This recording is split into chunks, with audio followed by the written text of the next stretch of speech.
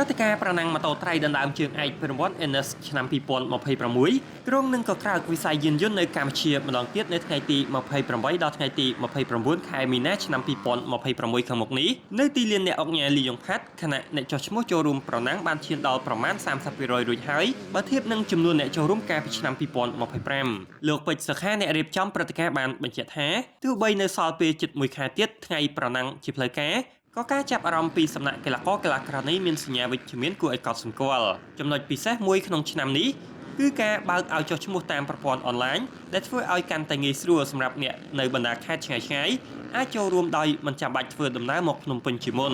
បន្ថែមពីលើភាពងាយស្រួលនោះគណៈកម្មការក៏មានការលើកទឹកចិត្តពិសេសដោយផ្ដល់ប្រេងម៉ាស៊ីនចំនួន2កំប៉ុងនិងមួកមួយសម្រាប់អ្នកចុះឈ្មោះចូលរួមដែលជាការគ្រប់គ្រងផ្នែកបច្ចេកទេសនិងសុវត្ថិភាពជាក់ស្ដែងអ្វីដែលធ្វើឲ្យព្រឹត្តិការណ៍ឆ្នាំទី9នេះកាន់តែមានភាពអស្ចារ្យគឺការរក្សាទុកស្តង់ដារប្រណាំងកម្រិតខ្ពស់ដដែលទោះបីជាក្រុមហ៊ុនដៃគូឧបត្ថម្ភមានការថមថយចុះបន្តិចក៏ដោយការប្រណាំងនៅតែមានទំហំធំនិងមានការអញ្ជើញកីឡាករបរទេសមកចូលរួមដើម្បីបង្កើតឱកាសឲ្យកីឡាករកម្ពុជាបានវាស់ស្ទង់សមត្ថភាពជាមួយនឹងគូប្រកួតអន្តរជាតិដោយផ្ទាល់ចំណុចដែលគួរឲ្យទាក់ទាញមិនធម្មតាគឺការប្រណាំងក្នុងឆ្នាំ2026បានកើនដល់11វិញ្ញាសាបែងចែកតាមប្រភេទអាយុនិងប្រភេទម៉ូតូស្របតាមការកំណត់របស់សហព័ន្ធកីឡាយានយន្តកម្ពុជា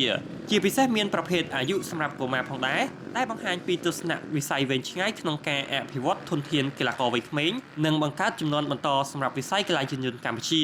លោកពេជ្រសុខាក៏បានបង្ហាញក្តីរំពឹងថាព្រឹត្តិការណ៍នេះនឹងក្លាយជាវេទិកាដ៏សំខាន់មួយក្នុងការត្រួសត្រាយផ្លូវឲ្យកីឡាករខ្មែរឡើងទៅដល់កម្រិតតំបន់និងអន្តរជាតិខណៈដែលអ្នករៀបចំសង្ឃឹមថានឹងមានក្រុមហ៊ុននានាចូលរួមគាំទ្រកាន់តែច្រើនដើម្បីជួយជំរុញឲ្យកីឡាប្រណាំងម៉ូតូនៅកម្ពុជាកាន់តែរីកចម្រើននិងផុសផុលនៅពេលខាងមុខ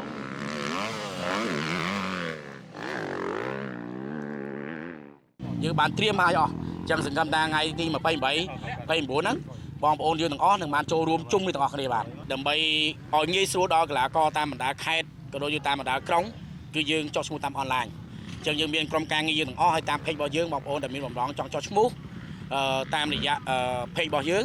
ហើយនឹងមានការផ្ដល់ជូនជាមួយប្រេងម៉ាស៊ីន2កំប៉ុងហើយមួយទៀតបើសិនជាបងប្អូនចាប់ដើមចុះឈ្មោះចាប់ពីឥឡូវទៅឬមួយក៏ថ្ងៃកន្លងមករហូតដល់មុននៃកម្មវិធីហើយការចុះឈ្មោះនេះយើងចង់បង្ហាញថាចង់ឲ្យបងប្អូននឹងទម្លាប់ឲ្យបានងាយស្រួលឲ្យបានដឹងហើយជាងាយស្រួលល្អប្រសើរសម្រាប់អ្នករៀបចំក៏ដូចជាអ្នកចុះឈ្មោះមួយជាមួយដែរលក្ខណៈពិសេសសម្រាប់ឆ្នាំនេះវាមិនខុសពីឆ្នាំមុនកន្លងមកទេដោយសារឆ្នាំកន្លងមកទៅយើងមានកីឡាករច្រើនពីបណ្ដាប្រទេសដែលមានដូចពីប្រទេសផ្សេងៗនៅជុំវិញយើងហើយឆ្នាំនេះក៏យើងមិនបានអញ្ជើញប្រទេសមួយចំនួននៅជុំវិញដែរដោយសារតែយើងមានការខ្វះខាតនៅ sponsor មួយចំនួនប៉ុន្តែសម្រាប់កីឡាករដែលប្រទេសដែលយើងត្រូវបានអញ្ជើញកន្លងមកនៅតែត្រៀមមកដដែលដូចជាវៀតណាមអ៊ីតាលីឥណ្ឌូនេស៊ីអីគឺគាត់ត្រៀមមកហើយអញ្ចឹងយើងសង្ឃឹមថា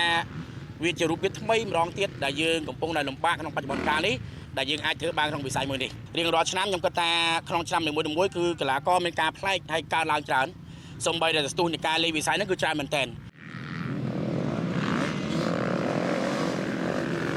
សូមបញ្ជាក់ថាសម្រាប់ការចុះឈ្មោះអាចធ្វើបានទាំងតាមប្រព័ន្ធអនឡាញនិងដោយផ្ទាល់តាមរយៈក្រុមការងាររៀបចំហើយនឹងបិទទទួលមុនថ្ងៃប្រកួតមួយសប្តាហ៍ព្រឹត្តិការណ៍ NS ឆ្នាំ2026នេះត្រូវបានរំពឹងថានឹងក្លាយជាចំណុចកំពូលមួយនៃវិស័យកីឡាយានយន្តនៅកម្ពុជាក្នុងឆ្នាំនេះ